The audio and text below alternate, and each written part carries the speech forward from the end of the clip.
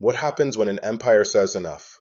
In 122 Common Era, Emperor Hadrian made a radical choice. Rome would stop advancing. Instead, he built a wall 118 kilometers long. It wasn't just a shield against barbarians. At the peak of the 2nd century, the Roman Empire was at the height of its power, with conquests seeming endless. Then, in the year 122, one emperor said enough. Hadrian abandoned endless, bloody campaigns in cold Britannia. His new philosophy was consolidation, and its symbol became a stone colossus he ordered into existence, Hadrian's Wall. From sea to sea, not just stone, but strategy. Imagine it, 118 kilometers of stone from sea to sea, from the Solway to the mouth of the Tyne, crossing hills and bogs. Originally, it rose about 4.5 to 6 meters high, with a parapet and a ditch, an engineering wonder built in just 4 years. But the wall wasn't just a shield against northern tribes, it was a border system, a kind of checkpoint grid. It let Rome control and tax trade with the wild lands beyond. Think of it less as a wall, more as a membrane. It filtered people and goods, sustaining Roman economic dominance. An empire run by paperwork, passes, and tolls.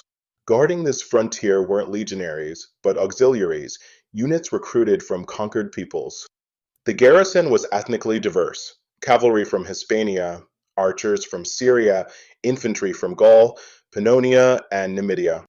This was deliberate policy, to keep soldiers far from home to strengthen loyalty to the emperor.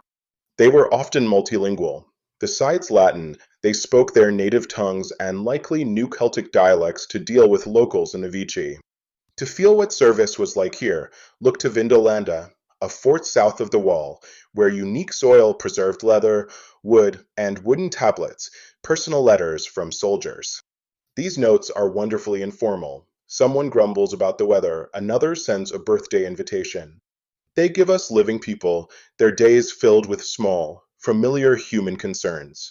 The finds shatter the myth of isolated male life. Although soldiers were officially forbidden to marry, archaeologists find children's shoes, jewelry, beads.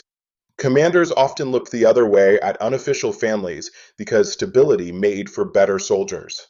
They didn't only serve, they lived, built homes, wrote letters, and brought their own gods, like Jupiter Dolichinas, whose cult reached even northern Britain. When the frontier starts to fray, the wall endured a lot. In the late 3rd century, Britain temporarily slipped from Roman control.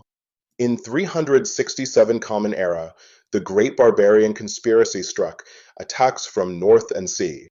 By 410 Common Era, Rome withdrew its troops for good, leaving the frontier unguarded. A wall that taught Rome to hold. Hadrian's Wall wasn't a surrender, it was a strategy. It transformed conquest into management, turning a hostile edge of empire into a controlled interface. Here, Rome taxed, traded, negotiated, and, crucially, kept its identity intact. Power isn't just how far you advance, it's what you can hold.